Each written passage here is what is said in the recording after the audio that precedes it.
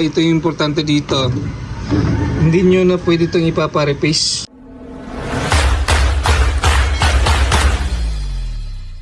It's me again, Daniel TV Vlog. Meron tayong tatapik ngayon yung bago kong nabili na clutch ng 4HF1. Kaya kung gusto nyo malaman, at kung bago pa po kayo sa aking channel, please click the subscribe button sa click yung notification bell para lagi kang updated sa lahat video na i-upload ko.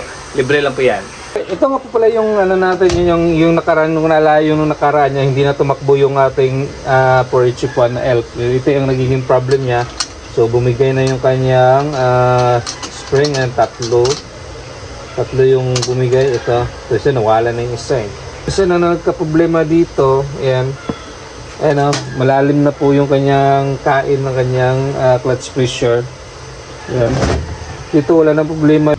So kung susukatin natin, ayan, yung sukat niya. Tapos dito rin, ayan.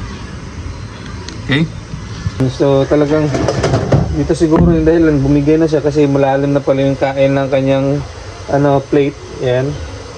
So kaya bumigay din yung kanyang clutch. Yan. Malalim na. 21 yung ngipin ng kanyang spline. Okay.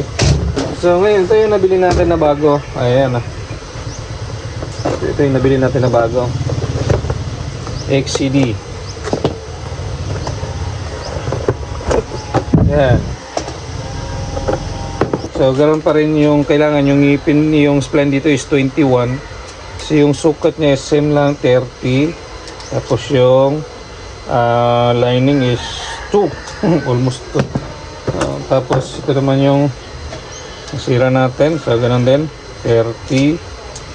Saka ayan, same lang. So ayan. So same 6 na spring. Ayan na. Yan, 1, 2, 3, 4, 5, 6. So, check natin ngayon yung kanyang clutch pressure.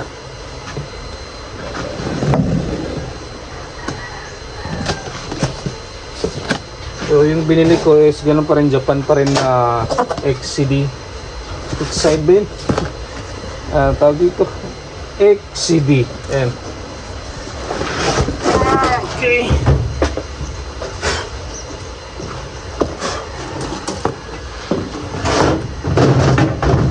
Ayan. So pag naging problema talaga dito, yan, malalim na yung kanyang kain. Ayan. Ayan. So medyo malalim na compare dito sa brand new. Ayan. Plain pa yung brand new. Ayan. So ito yung talagang problema kapag brand new na plain talaga yung niya. Yung kanyang plate dito rin. Ito yung kain. So malayo na yung kanyang clutch ng pagkaganto. Mahirap nang ipasok. Tapos malalim na yan. So yung dito, ayan, walang problema yun dyan. Dito rin. So same lang din sila. Ito meron pa palang lock to. Tatanggalin pa to pag nailagay na kasi to, para naka-engage yung clutch. Ayan. Okay. So ikakabit na natin ng mamaya. Ito yung naging problema na ayaw nang tumakbo nung chip natin na pinaghihila na lang natin doon sa isang sasakyan para makauwi. So ayan. Ito yung comparison again. Same lang, 6 ng spring. Ito 6 din ng spring. Yung ngipin dito is 21. Ito rin 21. Yung sukat is ito rin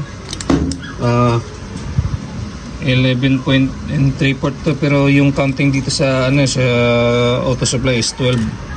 So ito yung luma. So same lang sukat. Okay, so yan lang yung pagkaiba nun sa bago. Hindi na pwedeng ibalik. Tsaka ito yung importante dito, hindi nyo na pwede itong ipapa-replace yung papamachine nyo para may label, kasi mas lalong lalayo yung kanyang clutch, mas lalong lalalim nun kasi babawasan pa to So hindi siya pwedeng i-replace lang. Tapos ito maluluto na to sa sa machine. So mas madaling bibigay yung inyong clutch kapag ito ay pinapa-replace. Hindi po siya advisable na i-replace kasi nga is masusunog to parang yung sa kalayo tawag doon, basta yung parang kanyang kakainin ng machine. So mas lalo siyang rurupok. So mas magdudoble yung gastos mo kasi maya't maya masisira na naman yan. So kaya wag nyo, hindi advisable na i-replace kapag ganito na malalim. So kailangan lang talaga ito replace na. So kailangan palitan nyo na lang. Alright, ito yung pagkagabitan natin na 4 chip 1 na yan. Tanggal na yung kanyang clutch, yung kanyang transmission. Okay? So kakabit natin to dito mamaya. Okay?